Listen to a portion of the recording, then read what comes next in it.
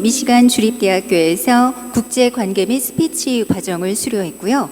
연세대, 고려대, 경영대학원 등에서 최고위 과정, 그리고 삼성전자, LG 등 주요 기업의 임원을 위한 미디어 커뮤니케이션 트레이닝을 담당했습니다. 저서로는 성공하는 직장인은 대화법이 다르다, 상처 주지 않는 따뜻한 말의 힘, 유쾌한 대화법 78, 언어 멘토링, 남녀 간의 대화에는 통역이 필요하다 등이 있습니다. 오늘 강연 기대됩니다. 선생님 큰 박수로 모시겠습니다.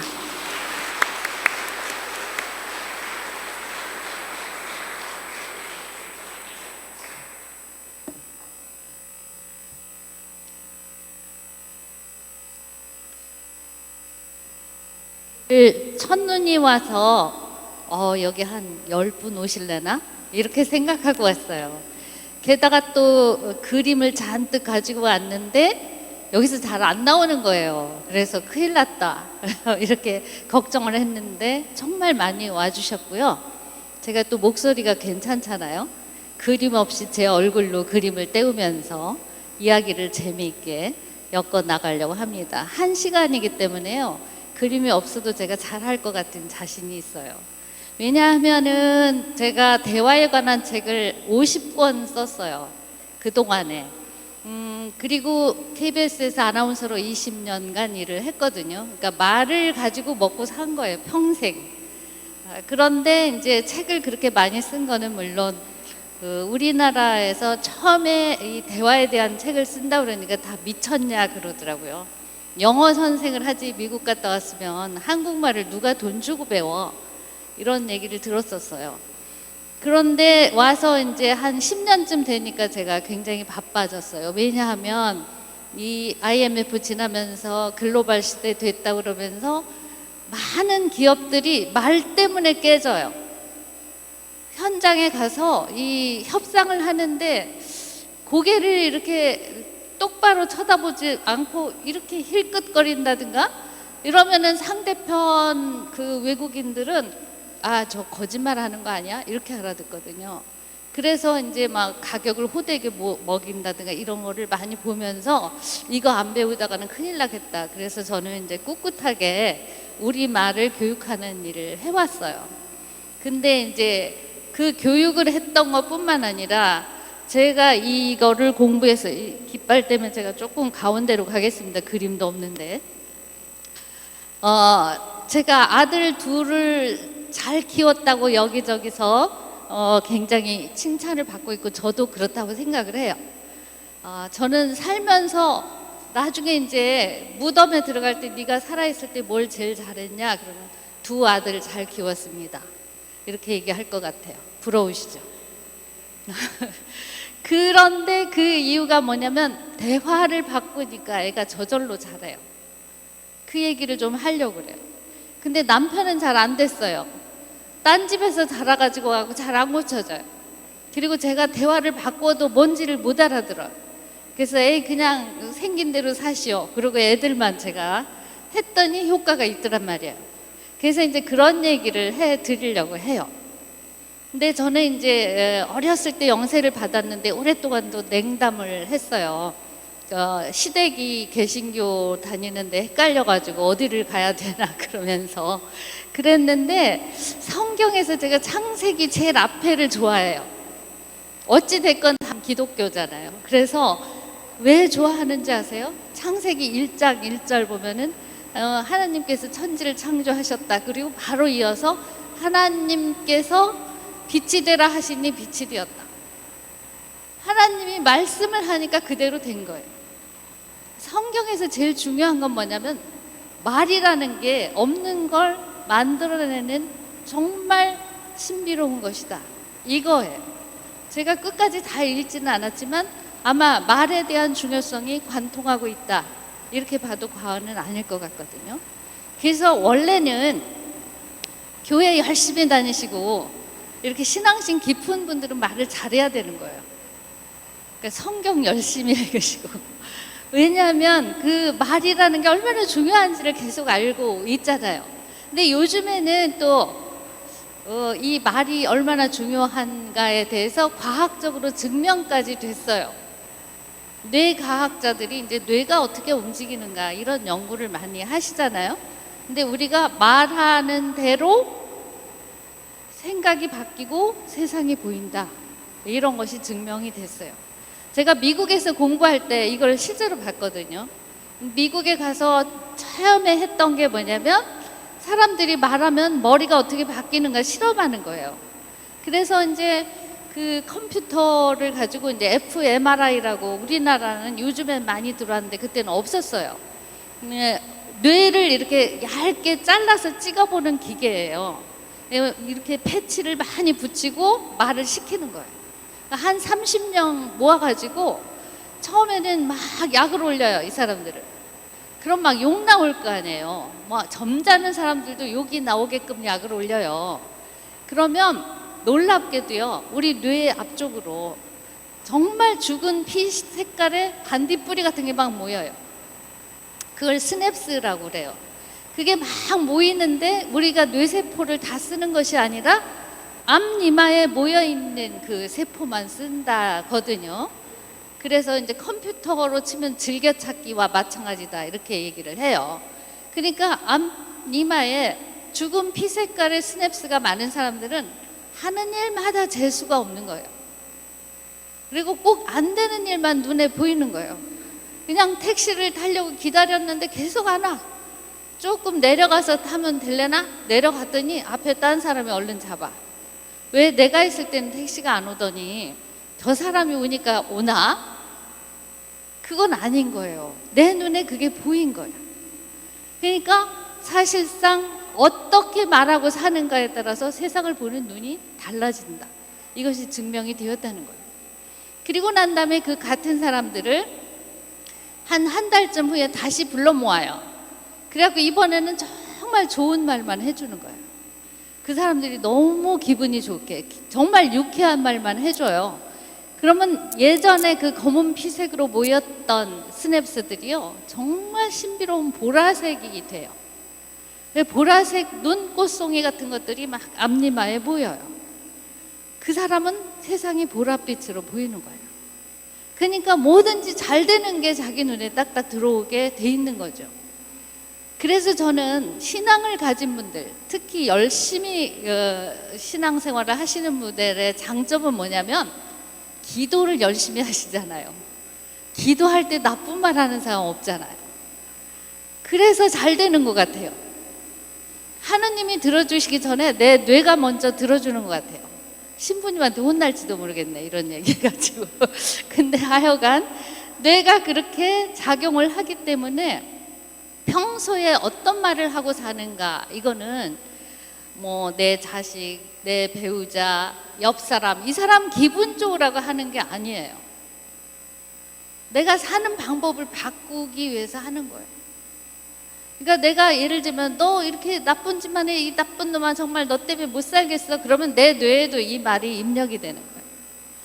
그러면서 정말 검은 피 색깔의 스냅스가 막 생기는 거예요. 그러니까 세상에 나쁜 놈이 너무 많은 거야. 그런 말을 많이 하시는 분들은. 그러니까 정말 살기 힘들다 뭐 이런 생각을 하게 되는 그런 시스템들을 요즘은 이제 여러 가지 컴퓨터라든가 뇌과학에서 연구를 해서 뭐 기계도 만들고 치료 방법도 만들고 이렇게 하고 있는데, 원래는 이제 우리가 오래전부터 말이 중요하다는 거를 알고는 있었어요. 근데 이제 최근에 과학적으로 증명이 된 거죠. 그래서 사실상 말이 중요하다는 거를 모르는 분은 안 계실 거라 생각해요. 그래서 오늘 이 시간에는 어떻게 말하는 것이 좋은가, 가족과 어떻게 말하면 유쾌해지는가, 이런 얘기를 하려고 그래요. 요즘에 이제 최근에 제가 대학원 그 로스쿨에 다니는 조카하고 밥 먹을 일이 있어서 같이 식사를 하는데, 이 아이가 저랑 띠동갑이어서 제가 좀 이뻐하거든요. 근데 계속 휴대폰을 가지고 문자질을 하는 거예요. 제가 열심히 얘기를 하는데 안 쳐다봐요. 한 번도 눈을 안 맞추고 문자질만 하는 거예요. 그래서 저도 웬만하면 애들을 야단을 안 치는데, 너 뭐야 도대체? 같이 밥을 먹지 말든지 여기 앉아서 이모가 말하는데 그 태도가 되겠어? 이렇게 한마디를 했어요. 그랬더니 대답이 뭔지 아세요? 저는요, 문자하고 듣는 거 다 두 개 다 돼요. 뭔 걱정이세요? 다 듣고 있다니까요? 그러면서 제가 얘기한 거를 다 요약해서 말하는데 한자도 안 들려요. 그래서 너는 참 재주가 용하구나. 이렇게 얘기를 했어요. 이처럼 우리가 세대가 달라지면서 서로 문화가 달라져요. 그래서 이제 윗분들은 요즘 애들은 왜 이렇게 싸가지가 없어? 하는 태도가 왜 이렇게 건방져? 이렇게 얘기를 하지만 다 같이 그렇게 변하는 거기 때문에 그거를 받아들여야 유쾌한 대화가 돼요. 가장 먼저 해야 되는 것은 쟤네들은 왜 저래? 이러지 않는 거예요. 쟤네들은 다르구나. 나랑 사는 방법이 달라졌네. 재미있네. 이렇게 보면 더 좋죠. 사실은. 근데 내가 옳다. 나는 여태까지 이렇게 살았는데 별 탈 없이 잘 살았다. 이러한 생각이 굳어지면 굳어질수록 요즘 세태를 이해하기가 힘들어요. 그래서 대화가 안 되는 거예요. 대화가 안 되는 거는 말하는 사람의 잘못이에요. 왜냐? 대화라는 거는요, 말을 듣는 사람이 결정권자의 갑이에요. 요즘 뭐 갑을관계 난리던데, 왜 3살짜리한테도 내가 말을 하잖아요. 얘 저기 문 좀 닫고 올래? 근데 얘가 노느라고 정신이 없어서 깔아문 게 듣지도 않고 그냥 계속 놀아요. 대화가 안 된 거예요. 그냥 나만 소리 지른 거예요. 대화는 그 3살짜리가 문을 닫고 오는 거예요. 그걸로 완성이 되는 거예요.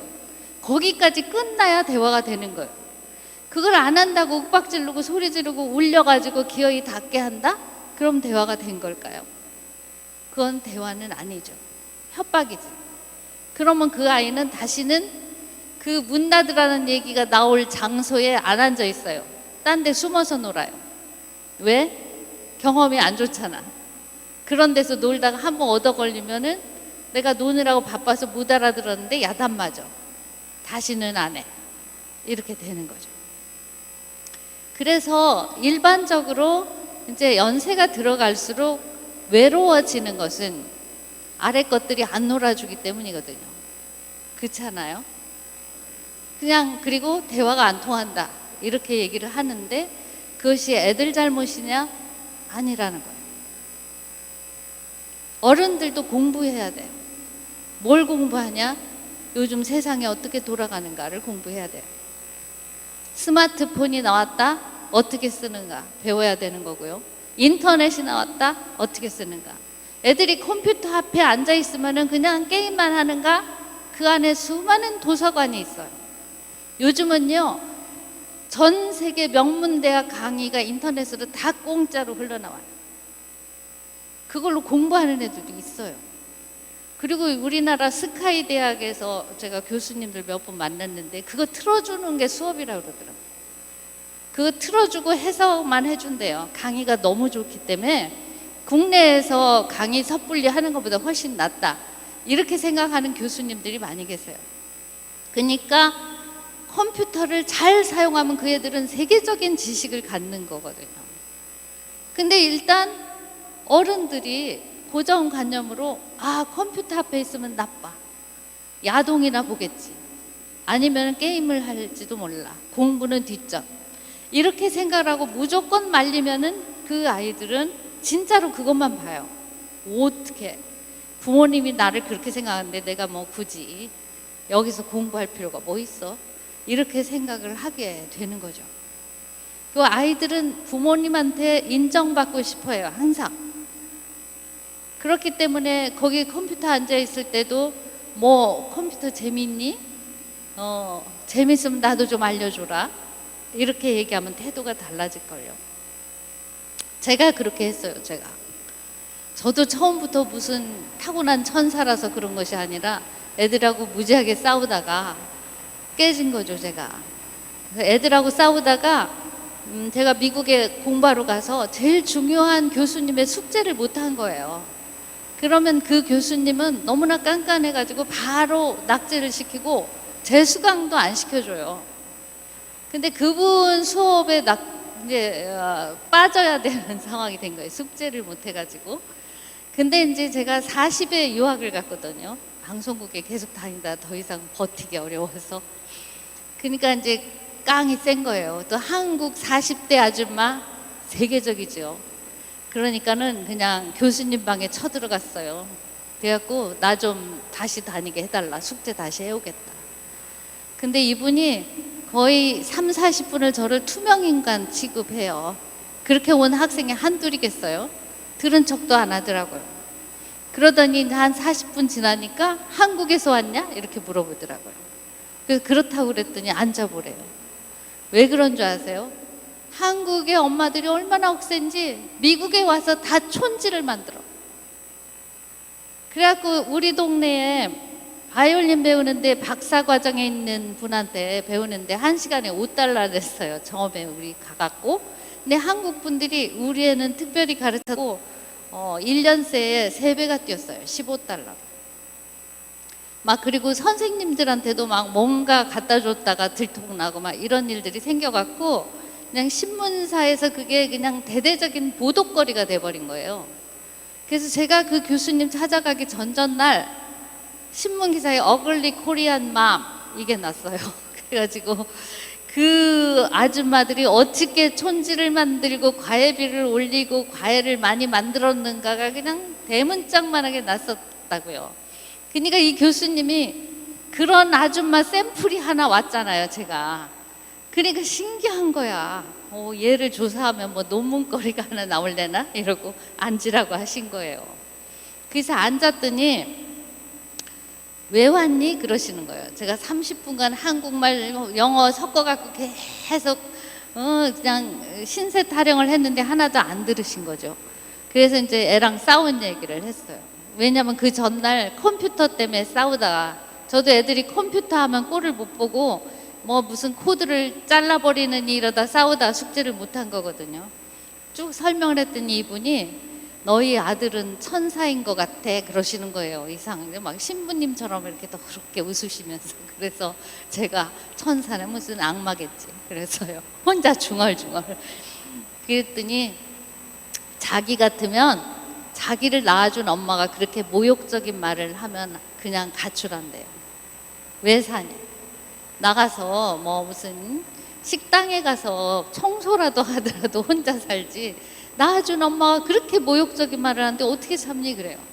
근데 한국에서는 애들이 다 참는다 그랬어요. 제가 그렇잖아요. 우리 막 부모님이 막 빗자루로 때리고 프라이팬으로 때리고 욕하고 그래도 다 참잖아. 그런데 저는 그렇게 때린 적은 없거든요. 최소한.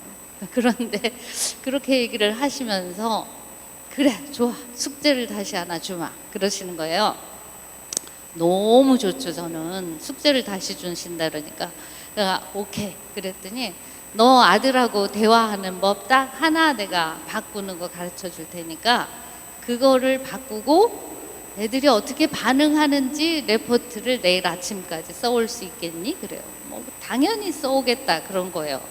근데 이 교수님은 얼마나 성격이 고약하신지 폰트 7을 써요. 그러니까 넉 장을 써오라 그러면 한 7장? 8장은 될걸요? 영어도 아직 시원찮은데 그걸 어떻게 쓰냐 막 속으로는 이런 걱정이 되는데 일단 여기까지 그래도 저번에 승낙을 받았으니까 한번 해보자 이런 생각을 하고 왔어요. 근데 그분이 미션을 3개를 주셨어요. 딱 3개인데 그걸 듣는 순간은 자기가 무슨 하느님 동창생도 아니고 애하고 대화하는 거 딱 하나 바꾸고 뭐 그렇게 쓸 말이 많겠나 그렇게 생각을 하면서 뭐 한 번 주고 나서 어차피 이 과목을 못 듣는 바에는 한번 매달려 보고 못 들으면 말고 이렇게 생각을 한 거예요. 그래가지고 이제 첫 번째 미션 집에 돌아오면 틀림없이 애들이 또 컴퓨터 게임 하느라고 지네끼리 소리 지르고 난리가 났을 거다. 그때는 스타크래프트라는 게 처음 나와갖고 둘이 막 배틀을 하면요 소리 지르고 뭐가 들리질 않아. 막 아주 그냥 정신이 없어요. 그러니까 엄마가 오거나 말거나 지네끼리 막 잘 됐다고 와 했다가 막 했다가 막 이렇게 난리를 치는데 제 기분이 그래서 그런지 그날은 더 그러는 것 같아요. 소리가 더 크게 들리는 거예요. 근데 이분이 그렇게 들릴지라도 애들을 먼저 만나지 마라. 화장실로 들어가라. 두 번째 숙제예요. 화장실로 들어가서 호흡 조절을 하며 마음을 가라앉혀라. 그러니까 가족 간에는 화가 나는 일이 많아요. 왜 상대편이 꼭 나와 똑같아야 된다고 기대를 해? 아니거든요. 그러니까 그거를 냉정하게 마음을 가라앉히라는 말씀인 거예요. 그래서 화장실에 가서 이걸 50번씩 끊어서 이게 가라앉을 때까지 하라는 거예요. 그래서 안 가라앉으면 어떡하냐니까 하여튼 가라앉을 때까지 하래요. 그래서 알았다고. 그런데 이제 왔더니 애들이 정말 그렇게 소리를 지르고 난리인데 딴 때 같으면 제가 이제 애들 방문을 차면서 문 안 열어 이랬을 거예요. 근데 화장실로 가서 호흡을 조절을 하는데 애들 방이 화장실 옆이라서 소리가 들리니까 이게 가라앉기는커녕 더 콩콩 뛰는 거야. 막 약 오르고요. 그런데 숙제니까 그냥 참겠더라고요. 숙제니까 이거 숙제는 해야 돼. 나도 살아야지. 막 이런 생각을 하게 된 거예요. 그래가지고 이걸 50번씩 숫자를 세다 잊어먹었어요. 너무 많이 지나가도 이게 안 가라앉으니까. 근데 나중에는 배가 고프더라고요. 그래서 내가 배가 고프니까 애들한테 기를 세우고 싸우지는 않겠지? 이렇게 생각을 하고는 슬금슬금 기어 나가서 애들 방에 노크를 아주 그 세 번째가 뭐냐면 노크를 예쁘게 하고 말을 예쁘게 하라는 거예요. 근데 그 말을 예쁘게 하라가 진짜 어려운 거죠. 제가 무슨 지금 열받아 있는데 그냥 엄마하고 나는 충분히 소리 지르고 막 야단을 칠 수 있는 권리가 있는데 굳이 그럴 필요가 없잖아요. 근데 이게 살아났네요. 근데 그거를 갖다가 그냥 애들한테 이쁘게 말을 하려니까 진짜로 안 되더라고요. 그런데 그날은 이제 숙제니까 예쁘게 노크를 한 다음에 그건 이제 숙제가 한 패키지예요. 노크를 한 다음에 언제까지 끝낼 거야? 이렇게 이쁘게 얘기를 하라는 거예요. 그래서 제가 속으로 내가 기생이야. 그렇게 어떻게 이쁘게 해? 마음도 안 내키는데 막 이렇게 투덜거렸지만 숙제니까 이제 딱 열고 언제까지 할 거야? 그러니까 이 아이들이 깜짝 놀래요. 엄마가 달라졌어요 거예요. 막 문을 두드리고 소리를 치고 난리를 칠 텐데 웬일이냐 싶은 거죠. 근데 저는 아들이 연년생으로 2명인데 큰아들은 평소에 과묵해요. 말이 없어요. 그리고 그래서 제가 남편보다 무서워해요. 말 없는 사람. 둘째 딸처럼 막 제재거리고 말이 많은데 그 큰아들이 평소에 말이 없는 아이가 팔에다 탁 이러고 나와가지고 1시간만 더 할게요 이러는 거예요 저한테. 그러면 이제 그거 받아주라는 게 교수님의 숙제였는데 이게 한국 엄마 근성이 무서워요. 제가 생각해도 30분 하면 안 되겠니? 이렇게 물어본 거예요. 그랬더니 얘가 화를 팍 내요. 30분만 할 바에 지금 끊죠. 그러는 거예요. 그래 시간은 잘 맞춰. 그러고 이제 제 방으로 왔어요. 교수님이 이 1시간을 줬으면 1시간을 딱 재라는 거예요. 애들 안 볼 때. 그래서 이제 제가 제 방에 와서 초시계를 눌렀어요. 애들이 보는 건 자존심 상하니까 볼 때 하지 말래요. 그래서 초시계를 누르고 막 숙제를 하는데 너무 숙제가 잘 되는 거예요. 왜? 그분의 수업에서 대화에 대해서 제가 배웠었거든요. 우리가 대화, 그러면 굉장히 쉬운 것 같잖아요. 그렇지가 않아요. 대화는 내가 떠드는 게 대화가 아니에요. 그 사람 말을 끄집어내는 게 대화예요. 그 사람 말만 끄집어내는 게 아니라 마음을 말로 실어서 하도록 하는 게 대화예요. 끄집어내면 내가 이만큼은 받아들일 수 있겠고 이만큼은 안 되겠다. 협의를 해서 어디 중간 지점에 그래 이렇게 하자. 여기까지가 대화인 거예요. 근데 그거를 배울 때는 그래 뭐 그렇겠지 이러다가 그날 제가 우리 아들한테 1시간 뭐 할게요 이 얘기를 듣는 순간 애를 나누고 한 번도 대화를 한 적이 없구나 이런 생각을 한 거예요. 뭐만 했어요? 제가 소리만 지르고 뭐 숙제 안 해? 아직까지 못했어? 옷은 왜 그렇게 벗어놨어? 응? 그냥 엄마는 무슨 신이라도 되는 줄 알아? 힘들어 죽겠어. 네 건 네가 치워. 이런 말만 했더라고요. 전부 다. 그리고 남편한테도 마찬가지예요. 우리 남편은 양말을 벗으면 이상하게 침대 저 안쪽에다 또르륵 던져요. 그냥 앞에다만 놔도 빨래통에 넣기가 쉬울 텐데, 가뜩이나 직장 다니면서 힘들어 죽겠는데 안에다 집어넣으면요, 구두 주걱 같은 거 갖다 다 꺼내야 돼. 정말 힘들어요. 그런데 그럴 때마다 거기다가 양말을 쳐넣고 말이야, 누구 약 올리는 거야, 이러고 싸웠어요, 계속. 근데 그 순간 왜 양말을 침대 안에 집어넣어? 이렇게 이쁘게 안 물어본 거예요, 한 번도.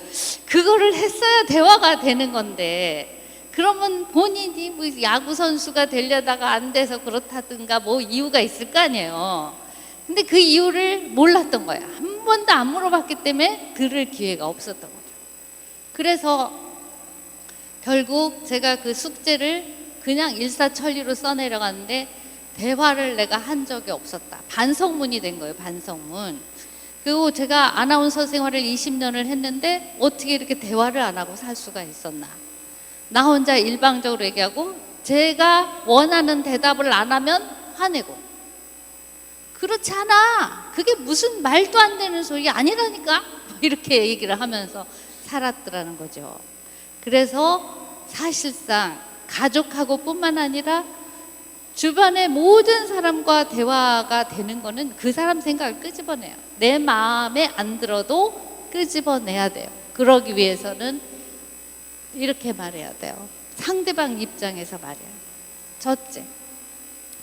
그러니까 우리는 이제 자녀를 키울 때 그 자녀가 잘 되기를 바라기 때문에 학생일 때는 공부를 얼마나 했나 이거 중요시하고, 취직을 할 때는 취직을 어느 회사에 어떻게 해서 봉급은 얼마나 받나 이거 중요시하고, 결혼은 언제 하나? 우리 아들이 35살인데 장가를 안 갔어요.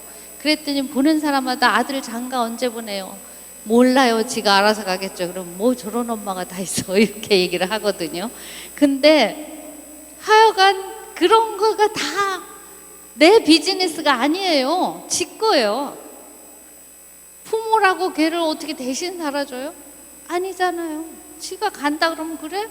뭐 가는데 내가 뭐 도와줄까? 그것만 하면 되는 거죠. 그러기 위해서 상대방 입장에서 말을 하면은 결혼을 왜 안 하냐 이런 말도 안 해야 돼. 진짜로. 회사는 어떻게 됐냐 이것도 하면 안 돼요. 상대방이 지금 어떤 입장에 처했는가. 제가 명절 때만 되면 신문사하고 계속 전화를 하는데 그게 뭐냐면, 명절에 하지 말아야 될 말과 해야 할 말, 이거 인터뷰예요. 그럼 이제 기자들이 제 거 받아서 막 쓰거든요. 근데 제일 듣기 싫은 말이 언제 시집 가니? 언제 장가 가니? 이거라는 거예요. 부모님도 할 말이 없으시니까 그러겠지. 그 사람이 가기 싫어서 안 가면 할 수 없지만 가고 싶은데 안 가면 그거 정말 얼마나 본인은 더 속상하겠어요. 냅두시라니까 그냥. 그러고 상대방 입장에서 말고 듣는 자식뿐만 아니라 제가 좀 전에 얘기했지만 듣는 사람이 갑이다. 말하는 사람이 절대 갑이 아니에요. 회사에서도 회사를 운영하시는 분들도요, 직원들이 말을 잘 들어줘야 잘 운영이 되는 거지. 위에서 아무리 소리 지르고 발을 쾅쾅 굴러도 안 들으면 소용없어요. 그렇잖아요? 그러니까 갑이 아닌 거예요, 실은. 그 다음에 중요한 건 다름을 인정한다. 서로 달라요, 우리가. 가족 간에도 다르고, 배우자 간에도 남자, 여자 다르고, 그 다음에 자식들하고는 세대가 다르고, 그 다른 것을 너무나 당연하게 생각해야 되는데 다른 것이 이상하다 이렇게 생각을 해서 우리나라에서는 가족 간에 굉장히 정이 많고 잘 통하는 것 같은데, 제가 그동안에 한 30개국을 돌아다녔는데 제일 안 통해요. 정말 미안한 말씀이지만. 아예 미국 같은 경우는 그냥 같이 안 살아요. 안 통하면. 우리가 이혼율이 높다고 나쁘다고 하는데 그게 낫지 않나 그런 생각이 들 정도로. 그리고 그 대신 가족으로 남아있는 사람들은 정말 별 시시한 거 가지고도 깔깔깔깔 대화가 돼요. 정말 그냥 예를 들면 나뭇가지 하나만 봐도 옛날에 뭐 우리 동네는 이랬지, 뭐 우리 동네도 이랬어, 이렇게 대화가 된다고요. 다 같이. 그러니까 사실상 이게 지금 막 거꾸로 돌아가고 난리가 났는데요. 이게 버전이 달라가지고 이건 안 하셔도 되는데 제 소개고요. 다음 해주세요. 이것도 했고 이것도 한 것 같아요. 네, 그냥 여기 놔둬주세요. 아까고 말풍선 쫙 나온 거 해주세요. 네, 네. 이 당분간 놔둬주시면 돼요. 그 문화 차이를 고려한다. 옛날에 우리 아들이 이제 미국에서 대학을 나와갖고 대학원을 프랑스로 갔거든요. 근데 프랑스에 가서 한 2년 있다가 한국을 나오니까 이게 겉멋이 들어갔고요. 디저트가 없으면 식사를 못 하시겠다는 거예요. 그래서 네가 무슨 귀족 자식이야. 제가 그놈 때문에 책을 50권을 썼는데 학비 되느라고. 지네 아빠는 봉급쟁이니까. 근데 그래서 괘씸해가지고 뭔 디저트야, 그냥 대강 먹고 말지 그랬더니 뭐 그래도 뭐 굉장히 입이 이상하대. 냄새 나는 것 같고. 그냥 알았다. 또 자식이 그러니까. 그러니까 케이크집을 갔는데 그날따라 조각 케이크 없어요. 그때만 해도 조각 케이크 별로 안 나왔어. 둥그란 거 큰 거만 있잖아요. 그래서 그걸 하나 사갖고 와가지고 제가 8분의 1을 잘라서 주고 그 8조각으로 나눠서 랩으로 쌌어요. 냉동실에 넣으려고. 그랬더니 우리 아들이 제 손을 탁 잡더니 엄마 지금 뭐 하시는 거예요? 이거 냉동시켜야지. 너 계속 디저트 먹어야 될 거니까. 아 저는 안 먹어요. 이러는 거예요. 그냥 깜짝 놀라면서 왜? 그랬더니 그거 냉동실에 들어가면요 냄새 스폰지가 돼요. 하수구 냄새 나는데 그걸 어떻게 먹어야 안 먹는 게 낫지. 아 그러는 거예요. 그래서 정말로 화가 나가지고 학비를 이제부터 네가 벌으라는 둥 막 별소리를 다 하면서 싸웠어요. 그랬더니 앉아보세요. 그래요. 저는 애들에게 이제 대화법을 배워서 제일 실천을 잘한 게 대들 권리를 준 거예요. 부모에게 대들어도 좋다. 단 싸가지 없이 말하지 마라. 정중하게. 그건 엄마 아니되옵니다. 이거는 못하겠습니다. 이렇게 이쁘게 말해라. 이거를 이제 교육을 시켰어요. 어려서부터. 그랬더니 어머니 앉으시 와요. 그러더니 엄마 잘하던 때는 아마 우리나라 국민소득이 3자릿수였죠. 한 200불? 뭐 300불쯤 됐나? 그러는 거예요. 그래서 그렇지. 이제 제가 누그러진 거예요. 그랬더니 제가 자랄 때는 한 18,000불? 그렇지. 근데 엄마 그걸 싫다고 5만 불짜리 뉴욕에 보냈잖아요. 그러네. 그리고 다시 5만 불짜리 파리로 보냈잖아요. 근데 엄마가 나한테 하수구 냄새 나는 케이크 먹이려고 글로 보내는 건 아니시겠죠?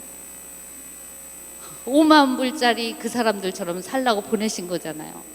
그러니까 그냥 버리세요. 아 이렇게 얘기하니까 할 말이 없더라고요. 진짜로. 그건 무슨 얘기냐 하면 문화 차이. 옛날에는 우리가 가난하고 못 살았어요. 그러니까 뭐든지 아끼고 뭐 그냥 하여튼 그렇게 살아야 했어요. 요즘 애들은 그걸 몰라요. 그럼 걔네들이 싸가지가 없냐? 아니에요. 부모들이 그렇게 안 먹이고 키웠어. 내가 못 먹더라도 너는 잘 먹어라. 저처럼 제가 그냥 1년이면 책을 4-5권을 그냥 정말 팔이 떨어져라 써가지고도 5만 불짜리 나라로 보내가지고 그 도시에 살게 했잖아요. 그럼 그 동네 사람들처럼 살라는 거잖아요. 마음속으로는. 근데 그 꼴을 못 본다는 게 말이 안 된다는 걸 제가 깊이 생각을 하게 된 거예요. 그래서 우리 아이들하고 우리는 사는 세상이 다르다. 요즘은요, 우리 아들이 미국 유학 갔을 때만 해도 한국에 어디 붙었는지 모르는 사람이 정말 많았어요. 90년대 중반인데. 그래가지고 우리 아들이 학교에서 애들하고 많이 싸웠어요. 왜냐하면 현대자동차가 메이드 인 캐나다라고 애들이 우겨가지고. 캐나다에서 조립해서 왔으니까 걔네 말도 맞아요. 근데 코리아라니까 코리아라고는 북한이냐 남한이냐 이거부터 따져요, 걔네가. 그랬는데 이제 우리가 올림픽하고 월드컵을 하고 난 다음에 이제 한국이 좀 존재가 어느 정도 이제 사람들에게 인정을 받게 된 거예요. 그 이후에 태어난 애들은 그 부모하고 너무나 사는 세계가 다른데, 지금 90년대 이후의 아이들은요, 서양 애들을 우습게 알아요. 그전에는 서양에 유학 가면은 약간 쫄았거든요. 아, 내가 촌에서 왔고 아는 게 없으니까 쟤네한테 배워야 돼. 요즘은 반대가 됐어요.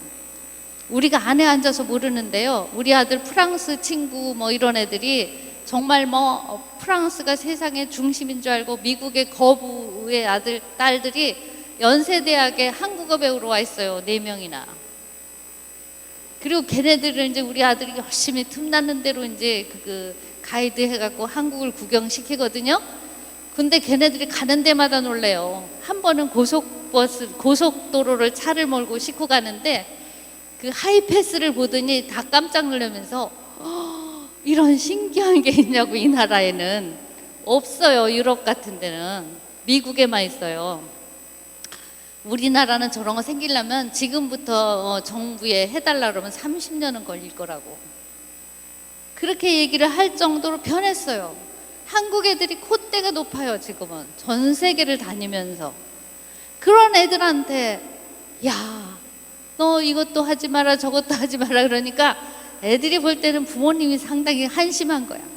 왜 저러시지? 이해가 안 돼. 지금 우리 이렇게 잘 사는데 뭐를 그렇게 먹지 마라 먹어라 이거는 하면 안 된다 아껴라 이러시나, 이렇게 생각한다니까요. 그러니까 그게 꼭 좋고 나쁘고 이런 걸 떠나서 다르구나, 문화가 다르구나, 사는 물이 달라요. 그야말로 그거를 인정을 해야 대화가 돼요. 그거는 이웃하고 또는 뭐 시댁 또는 처가 이런 집 다 문화가 다르잖아요. 문화 차이를 인정을 안 하고 저 사람 왜 저러지? 이러는 순간 대화가 안 되는 거죠. 제가 방송을 하면서 유명한 영화 감독 한 분하고 6개월간 라디오 프로그램을 한 적이 있어요. 근데 잠깐만요. 물 좀 마시고요. 조금 건조한.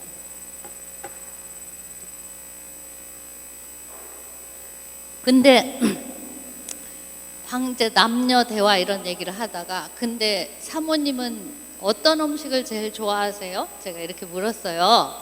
그랬더니 이 감독이 갑자기 주춤하면서 모르겠는데? 그러는 거예요. 결혼 생활 30년이 다 돼가는데 그것도 몰라요? 그랬더니 어떻게 알아? 안 물어봤는데. 그래서 숙제를 냈어요. 제가 다음 주까지 알아보세요. 그러지 뭐가 어렵겠어. 그러더니 갔다 오셨는데 그 다음 주에 이 어깨가 축 처져가지고 기운이 하나도 없는 거예요. 이분이. 왜 그러세요? 그랬더니 자기가 헛살았다는 거예요. 자기 마누라가 어떤 음식을 좋아하고 싫어하는지를 여태 모르고 살았더래요. 이분은 아주 어렸을 때부터 자기 친어머니가 고등어 조림을 맨날 제일 좋은 음식이라고 해주셨대요. 아기 때부터. 그래서 고등어 조림이 없으면 식사를 안 하신대요.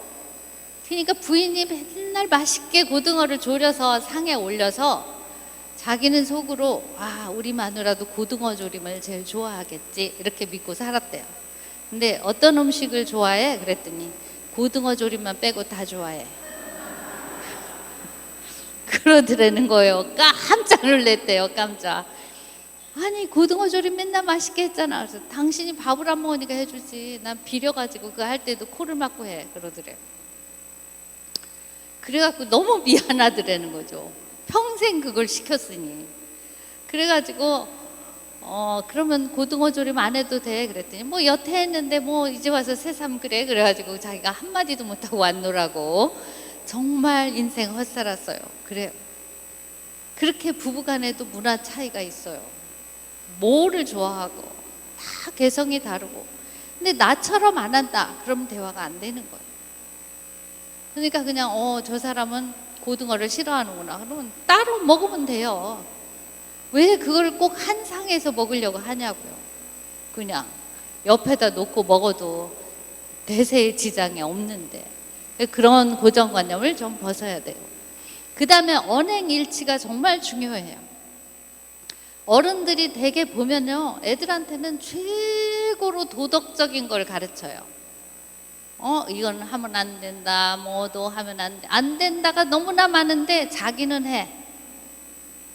그것도 애들 보는데 자기도 모르게 해요. 습관이 돼서. 제일 가까운 예로 유치원 다니는 아들한테 맨날 빨간불에는 가만히 서 있다 파란불에 가지 이러던 엄마가 제가 실제로 봤어요. 빨간불인데 아직 이제 차들이 휙 안 지나가니까 야야야 가자 빨리 가야 돼 바빠 그러면서 애를 끌고 가는 거예요. 그러니까 엄마 빨간불인데 그러니까 괜찮아 빨리 건너면 아무렇지도 않아 이러고 가는 거예요. 걔는 뭐가 되겠어요? 걔는 누구 말이 옳다고 믿으며 살아야 돼. 부모에 대한 신뢰가 유치원 때 깨진 거예요. 말은 신뢰가 바탕이 돼야 되거든요. 근데 신뢰가 깨졌기 때문에 어른 말을 안 듣는 거예요. 자식들이 부모 말을 안 들으면 언젠가 신뢰가 깨진 적이 있다. 부모 자신이 이걸 한번 되돌아볼 필요가 있어요. 물어봐요. 내가 언제 너한테 말 따로 행동 따로 한 적이 있니? 미안하다 얘. 한번 얘기해봐. 나도 생각이 안 나. 이거 한번 털어야 돼. 그거 안 하면 계속 불신이 쌓여서 앞으로도 대화하기가 굉장히 어려워진 거죠. 다음 페이지 보여주세요.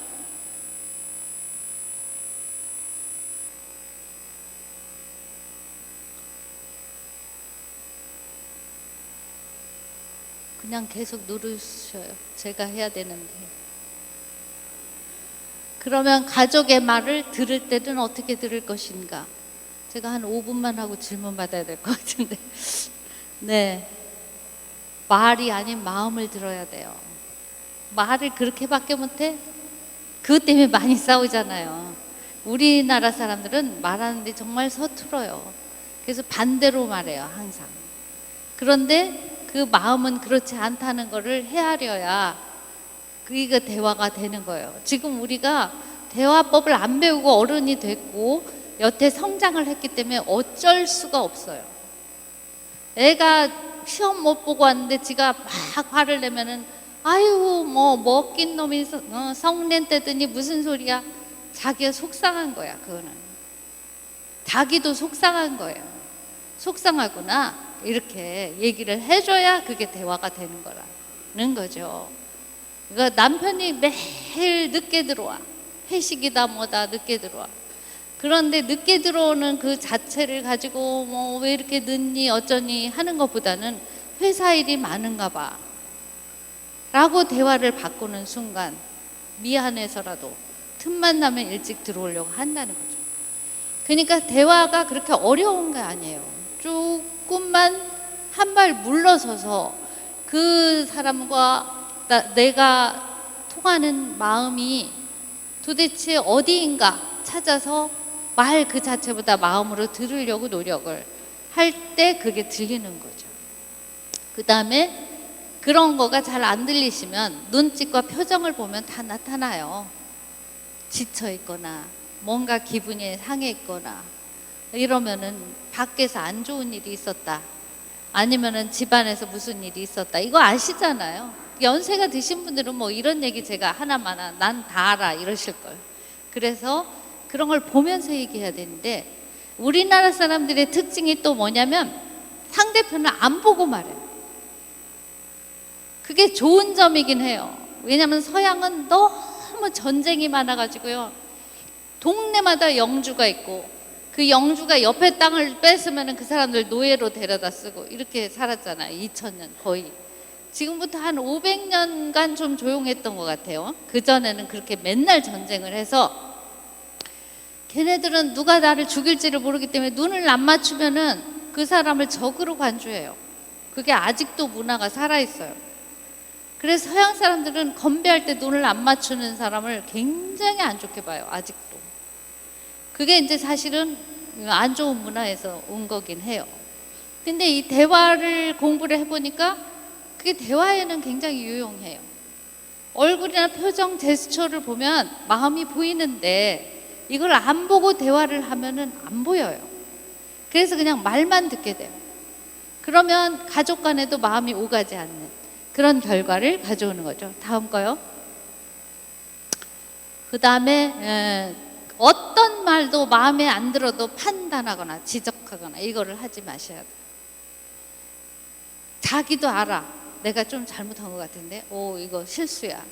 이걸 아는데 특히 다 잘한 사람들, 배우자는 더 말할 것도 없고 자식들도 다 큰 경우는 판단을 해주는 순간 대화를 깊이 하게 돼요. 얘기해봤자 건질 게 없다. 사실 사람들은 참 이기적이어서요, 부모 자식 간에도 건져갈 게 있어야 대화를 해요. 우리 부모님한테 얘기하니까 마음이 푸근해. 위로가 돼. 뭐 돈을 건져가는 게 아니라 어려운 문제가 해결이 잘 돼. 이런 건져갈 게 있어야 대화가 하고 싶은 거예요. 근데 건져가기는커녕 내 그럴 줄 알았다네. 너 하는 짓이 영 그렇더라. 이런 식으로 계속 지적을 하면 대화를 하기 싫죠. 딴 데 가서 얘기를 해서 해결을 하려고 하죠. 그래서 사실은 나이가 많은 자식이건 어린 자식이건 배우자건 간에 자기의 가장 큰 고민을 자기 배우자나 부모에게 털어놓을 수 있어야 돼요. 그게 행복한 가정이고 그게 유쾌한 대화예요. 제일 아픈 이야기. 내가 어쩌다 보니까 살인을 했어. 신부님한테 쫓아가서 고해성사하기 전에 우리 어머니 아버지한테 가. 걔는 행복한 거. 그 사람은 그 가정 안에서 새로 시작할 수가 있어요. 그런데 신부님한테 먼저 달려와. 왜? 우리 부모님은 얘기하면 큰일 나. 이놈아, 우리 집은 다 망했다. 뭐 이렇게 붙들고 그러실지도 몰라. 말을 못해요.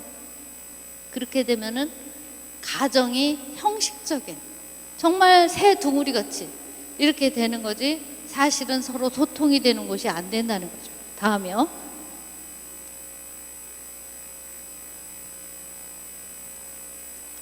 그 다음에 맞장구를 쳐줘야 상대편이 그냥 안 숨기고 다 얘기를 해요. 그냥 얘기할 때 지적 이런 거 하는 거죠. 그래 진짜 속상했겠네. 아이고 저런 나라면 그런 거 못해. 대단하다 야. 아니면 이제 배우자면 대단하시네요. 뭐 이런 식으로 이렇게 맞장구를 치면 안 할 말도 해요. 제가 말로 먹고 살아가고 제일 잘하는 게 맞장구 쳐서 그 사람 하기 싫은 말 다 뽑아내는 거거든요. 그리고 이 방송국에서 성공하는 인터뷰어 이런 사람들은요, 그 비밀을 잘 뽑아내는 사람들이에요. 근데 우리나라는 김구라 씨가 그걸 잘해요. 같이 너스레를 떠는 듯 하면서 아이고 맞네 연애할 땐 다 그렇지 안 그래 나도 그랬는데 이래갖고 말하게 하잖아요. 맞장구 쳐가지고. 그런 거 잘하는 사람이 지금 유재석이니 이렇게 우리가 얘기하는 연예인 몇 인방 그 사람들이에요. 한국에서는. 서양도 마찬가지고. 그거를 부모 자식 간에도 해야 돼요. 그래야 속마음을 털어내잖아요. 대화가 되는 거지. 속마음을 알아야 거기서부터 출발해서 이거를 어떻게 해결할 거냐, 서로 지혜를 모으고 더 좋은 해결책을 찾을 수 있다. 이렇게 생각을 하셔야 된다는 거죠. 네, 넘어가 주세요. 이게 조금 늦게 돼갖고 그냥 쭉 이제 질문을 받으려고 그래요. 질문을 몇 개 받고 제가 혼자 떠들어도 일방적이니까 Q&A 하나 더 해주세요. 가족 간에는 왜 이런 질문이 있을 거라 생각하는데 비슷한 질문 있으신 분 계세요? 안 계세요? 제가 먼저 해도 될까요? 네네네. 네, 저도 아들 둘을 키우고 있는데요. 네, 저희 작은 아들이 천사라고 불릴 정도로 사랑도 많고 말을 참 예쁘게 하는 아이인데 형이랑 대화할 때는 그게 안 돼요. 아이가 변해요. 특히 가족 간이 그런 대화에 있어서 남들하고 할 때보다 조심성이란 부분이 빠지기 때문에 더 험악해지는 경우가 많은 것 같은데요. 가족 간에서 특히 이 자녀들 사이에 이 대화가 예쁘게 이루어질 수 있도록 어떻게 도움을 줄 수 있을지 궁금합니다. 네. 예쁘게 되면 안 돼요. 안 돼요. 가족 간에는요, 가족은 감정의 하수구가 돼줘야 돼요. 밖에서 열받고 힘들고 이런 거 와서 다 화풀이 하는 데가 가족이 돼야 돼요. 그러니까 다 예쁘게만 하는 애들은 쌓인 게 많아요. 뭐 유치원에서 누구한테 당했는데 집에 가면 예쁘게 말해야지 얼마나 힘들겠어요. 그러니까 집에 와서 막 싸우고 서로 죽이지는 않거든요, 사실. 그러면 그냥 코뼈는 부러뜨리지 마, 얼굴은 핥히지 마, 몇 개만 그걸 주세요, 기준을. 그러고 그냥 1시간 이상은 안 돼, 뭐 이런 거 있잖아요. 그거를 해서 링을 하나 만들어주는 거예요, 싸우는. 우리가 왜 링에 올라가서 싸우는 동안 실컷 싸우고 딱 하면 속이 후련하듯이, 특히 형제 간에는 그렇게 싸울 시간이 굉장히 필요해요. 저희도 연년생 아들 둘인데요, 정말 무섭게 싸워서 저것들이 둘 중 하나 누구 죽이겠지 이렇게 생각했는데 안 죽이더라고요. 죽지 않을 만큼 싸우다 말더라고요. 근데 지금은 정말로 둘이 친해서 1살 차이거든요, 딱 13개월. 근데 그냥 뭐 형은 뉴욕에 살아요, 건축가고. 근데 그냥 우리 작은 아들이 무슨 일만 있으면 형한테 연락해서 자문을 구해요. 그리고 그 형이 말하면 듣는데 왜 엄마 말을 안 듣니 그랬더니, 엄마는 여자라서 말하는 방법이 달라서 못 알아듣겠대요. 엄마가 대화 전문가인 건 알겠지만 남자들하고 말하는 게 달라서 형이 똑같은 말을 해도 한마디로 딱 정리를 해주니까 바로 알아듣는다. 그래가지고 누구보다 친하게 잘 지내거든요. 그러니까 그냥 싸우는 걸 말리면은요, 애들이 감질이 나서 더 싸워요. 그냥 부모가 투명인간이 돼줘요. 그냥 싸우기 시작하면 1시간이야, 핥히지 마, 뼈 부러뜨리면 안 돼, 뼈 부러뜨리면 병원비 네가 내, 뭐 이렇게 좀 협박을 하시는 것도 괜찮습니다. 네. 또 다른 질문. 질문을 그렇게 막 지금 띄우시면 안 되는데. 이런 질문이 있지 않을까 하고 제가 했는데, 혹시 비슷한 질문 있으세요? 없으세요?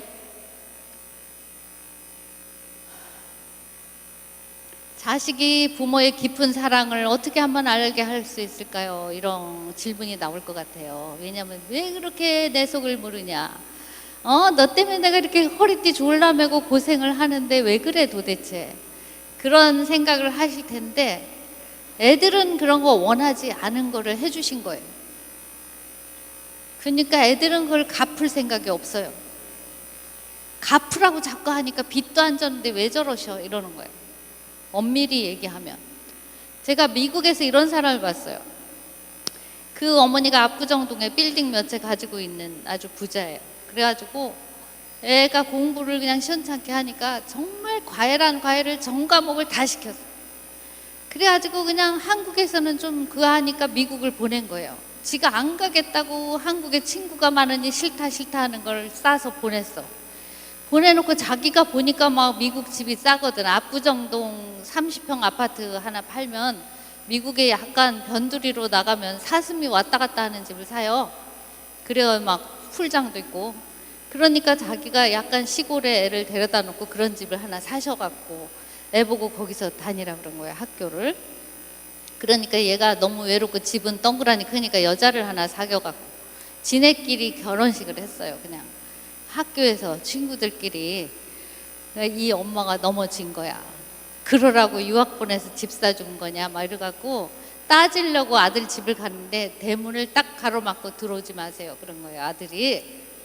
그러니까 이 엄마가 그냥 거품을 물고 안 넘어지겠어요? 그러니까 내가 너한테 집도 사주고 유학도 보내주니까 엄마 하나라도 저한테 물어보고 하신 거 있어요? 엄마가 그냥 했잖아. 엄마 좋아서 하신 거죠. 나 좋아하는 여자하고 산다는데 처음으로 왜 방해하는 거예요?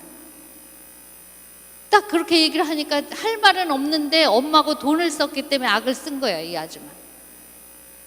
악을 쓰니까 아들이 그냥 집 팔아서 가져가시고요, 저는 여기서 아르바이트해서 그냥 먹고 살게요. 그리고 안 오셨으면 좋겠어요. 조효종 선언을 해가지고 그분이 병이 나가지고요. 그분을 제가 어떻게 알았냐면 거기 압구정 10년 다닌 미용실에서 만났는데 얼굴이 반쪽이 됐더라고요. 그러니까 걔네들 말도 맞는 거라니까요. 자기가 원한 걸 해줘야지. 원하지 않은 걸 해줘 놓고는 너는 왜 그러냐, 내가 너 때문에 이렇게 살았다, 이런 얘기가 안 통한다는 거죠, 사실상. 그러니까 저는 어떻게 했냐면요, 애들이 원하면 80%만 해줘요. 예를 들면 애가 이제 고등학교 졸업하고 대학 갈 때 자동차를 사겠어요. 그러면은 얼마짜리를 사겠어요. 그러면은 중고사. 그리고 네가 받을 용돈에서 미리 이거를 대출해 줄게. 이자는 은행 이자야. 4년 안에 갚어. 이렇게 하고 줬어요. 그렇게 했더니요, 제가 이거를 창조한 게 아니라 유태인 엄마들이 그렇게 하더라고요. 흉내를 내봤더니 효과적이에요. 그랬더니 우리 아들들이 가급적 엄마한테 돈을 안 타가요. 이자 내야 되거든. 언젠가 이자를 내야 된다. 그래갖고 이자 무서워서 절대 융자를 안 내요, 지금도.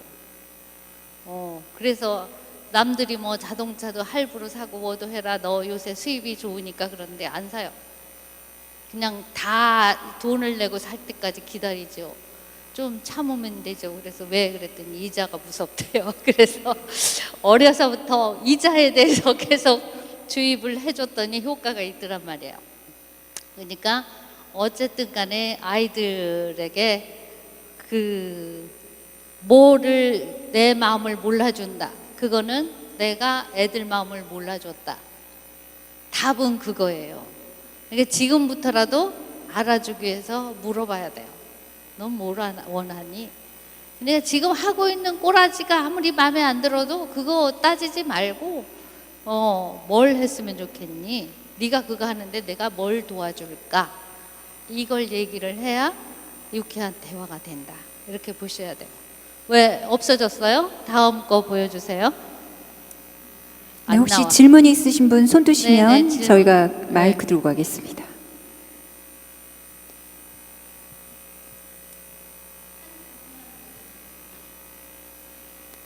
제가 질문할 게 아니고 손 드시면 마이크를 가지고 가겠습니다. 개인 상담 받을 수 있는 절호의 찬스라고 생각이 되는데요. 네. 일어서셔서. 저희한테는 손주가 있는데요. 손주가 여자애가 맏손주인데 걔가 고등학교 1학년이에요. 네.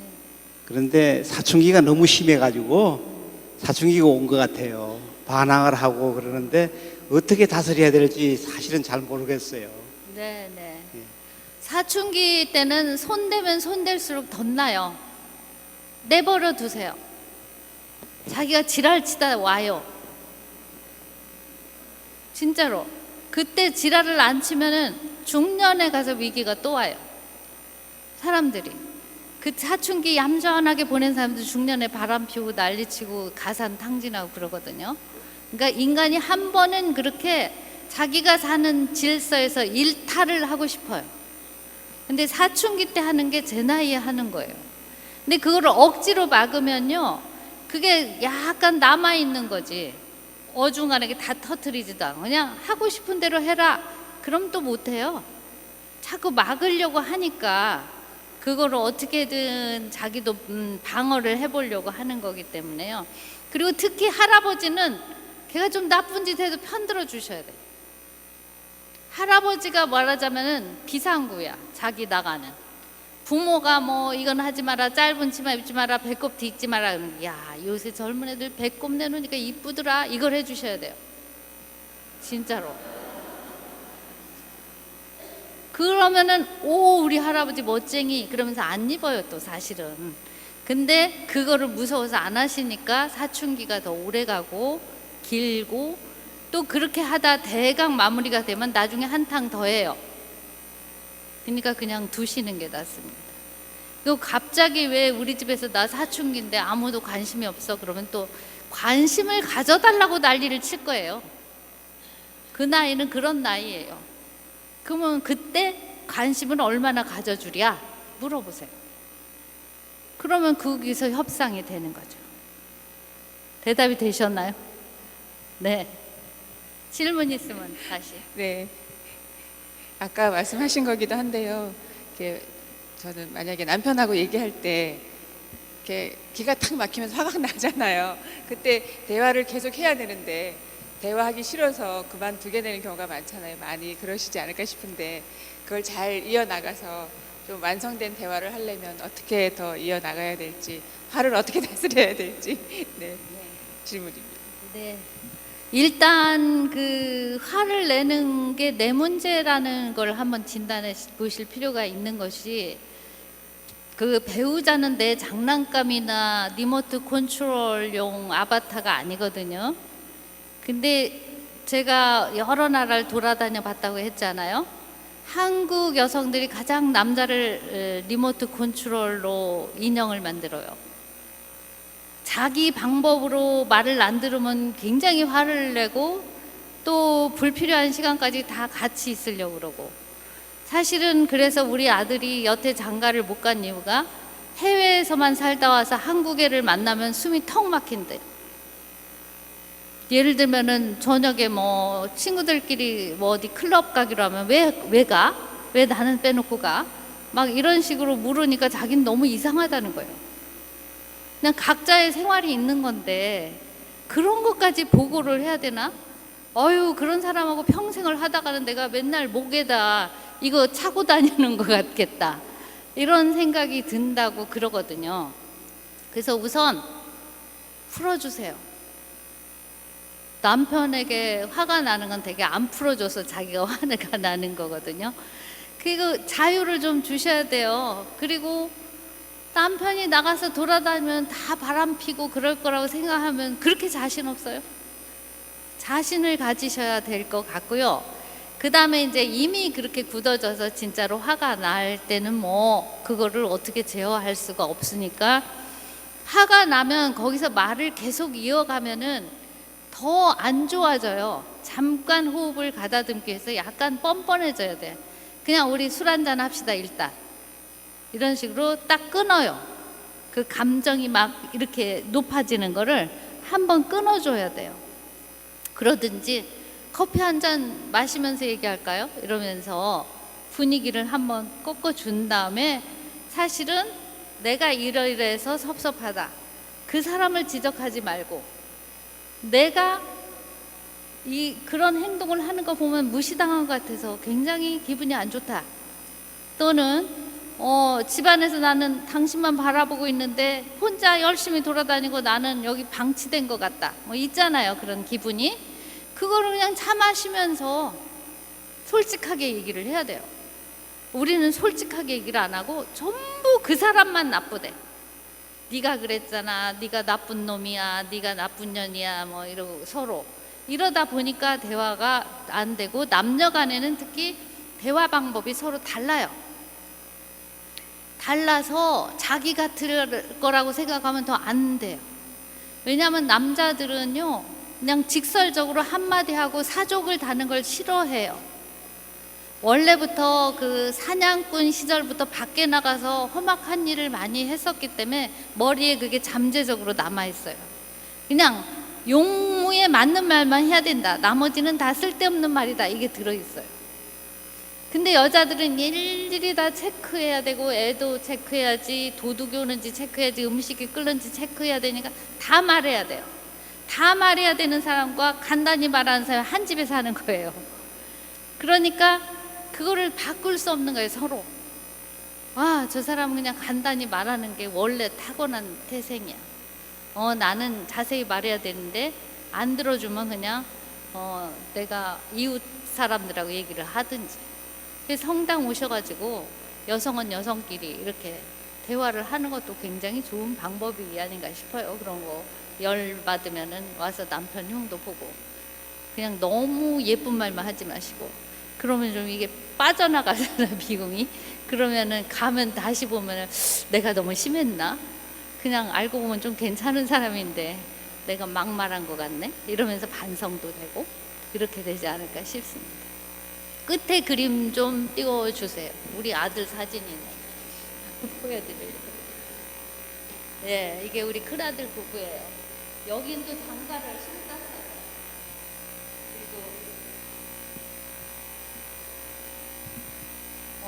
그 옆에 사진 또 있는데요. 이 페이지 앞에. 제가 안 하니까 계속 끝나는 걸로 빨리 끝내라는 것 같으신데. 안 나오면 할 수 없고요. 그 다음 페이지인데. 이게 사진이 하나 날라갔네요. 날라갔어요. 그냥 됐습니다. 어쨌거나 그래서 저는 오늘 이제 쭉 대화에 대한 얘기를 개괄적으로 짧은 시간 안에 말씀을 드렸는데, 대화를 잘 한다는 것은 상대편을 나처럼 만들지 않는 거예요. 한마디로 정리하면. 그냥 저 사람은 나랑 다르니까 다른 대로 받아들이고, 내 말만 하지 말고 그 사람 말을 들어보고, 이렇게 하는 게 대화다. 오늘 이렇게 결론을 얻으시면은 어디서나 적용이 돼요. 뭐 손주가 됐건, 그리고 시기마다 사실 그 대화를 이렇게 어떻게 해야 되는가 이런 게 좀 있긴 한데, 이를테면 사춘기 때는 윗사람이 말을 하면 윗사람이 다치게 돼 있어요. 화약이나 마찬가지예요. 그냥 화약고 건드리지 말고 조심 이렇게 가야 된다든가, 이런 몇 가지 시기가 있는데, 뭐 사춘기가 제일 중요하니까 그걸 설명해 드린 걸로 하고, 이제 마칠까요? 질문 이제 더 이상 없으시죠? 너무 늦게까지 했나요?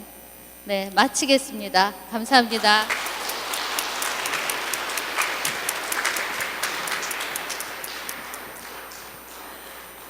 네, 저희가 어려서부터 자라오면서 언어를 배웠지 말과 대화를 배울 기회는 없었다는 생각이 참 많이 들었습니다.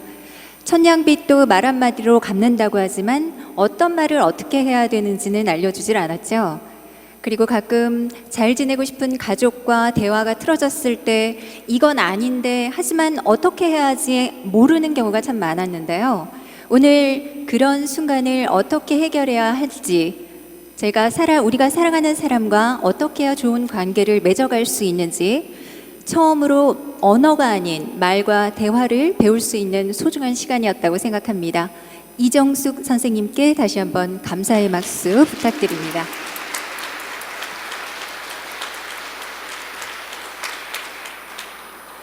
네, 늘 반복 학습이 가장 중요하다는 거 아시죠? 특히 대화는 연습이 중요하고 반복이 중요하다고 합니다.